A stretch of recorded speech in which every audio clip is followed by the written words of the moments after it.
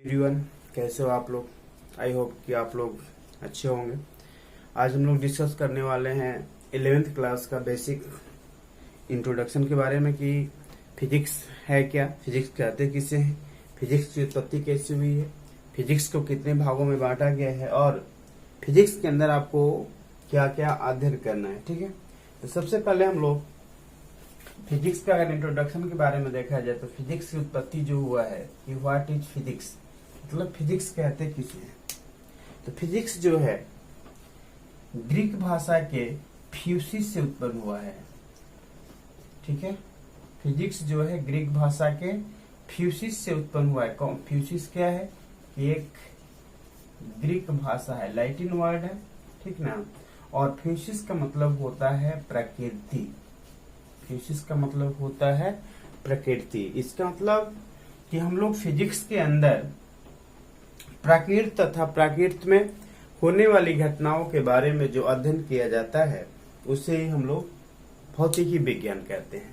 भौतिकी विज्ञान जनरली है क्या कि भौतिकी विज्ञान विज्ञान का एक शाखा है जिसके अंतर्गत हम लोग प्राकृत तथा प्राकृत में होने वाली घटनाओं के बारे में अध्ययन किया जाता है, उसे ही हम लोग भौतिकी विज्ञान कहते हैं।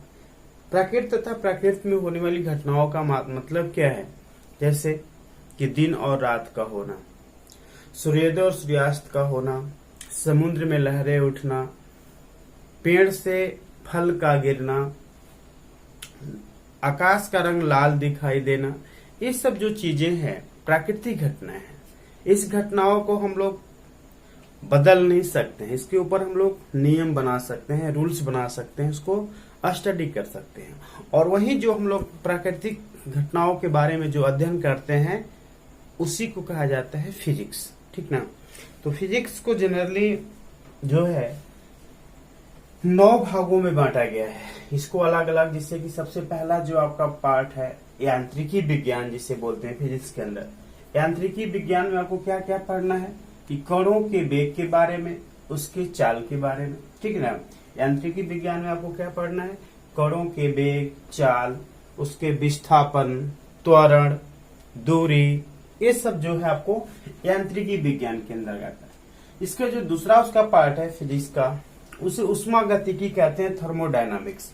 उष्मागतिकी में अव्यवस्थित अणुओं की गति के बारे में अध्ययन किया जाता है। उष्मागतिकी के अंदर अव्यवस्थित गति, मतलब जिसे कि यांत्रिकी में हम लोग कणों के वेग, चाल, त्वरण, दूरी, विस्थापन के बारे में पढ़ना है। उसी तरह उष्मागतिकी के अंदर आपको अव्यवस्थित गति, अव्यवस्थित गति का मतलब कण जो है गति करेगा, गतिशील रहेगा, बट अव्यवस्थित तरीके से रहेगा। इसके बाद जो तीसरा पार्ट है आपका फिजिक्स के अंदर, जो थर्ड पार्ट है वह है चुंबकत्व विज्ञान।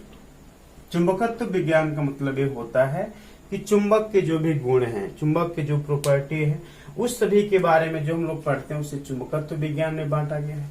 जो चौथा पार्ट है वह है ध्वनि विज्ञान। ध्वनि विज्ञान, ध्वनि से मतलब समझ ही रहे हैं, जैसे कि ध्वनि में आपको क्या पढ़ना है, आवृत्ति, आयाम के बारे में पढ़ना है, उससे जो भी उसके रिलेटेड जो भी टॉपिक है। इसके बाद नेक्स्ट है प्रकाशिकी। प्रकाशिकी में प्रकाश से संबंधित जो भी घटनाएं हैं, प्रकाश से संबंधित, जैसे प्रकाश का अपवर्तन, प्रकाश का परावर्तन, प्रकाश का व्यतिकरण, प्रकाश का विवर्तन, प्रकाश का अवरण विक्षेपण, ये सब जो चीजें हैं वो आपको पढ़ना है प्रकाशिकी के अंदर।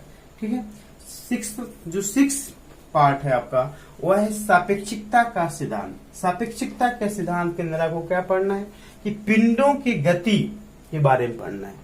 पिंडों के गति के बारे में, पिंडों के गति का बारे का मतलब ये है कि दो आकाशीय पिंडों के बीच कौन सा गति होता है, ग्रह क्या है, उपग्रह क्या है, उपग्रह की गति क्या होती है, ये सब चीजें आपको पढ़ना है। इसके बाद जो नेक्स्ट है वो है नाभिकीय भौतिकी। नाभिकीय भौतिकी मीन्स ये है कि इसमें आपको नाभिकीय भौतिकी के अंदर परमाणु तथा नाभिक के बारे में पढ़ना है कि परमाणु क्या है, नाभिक क्या है।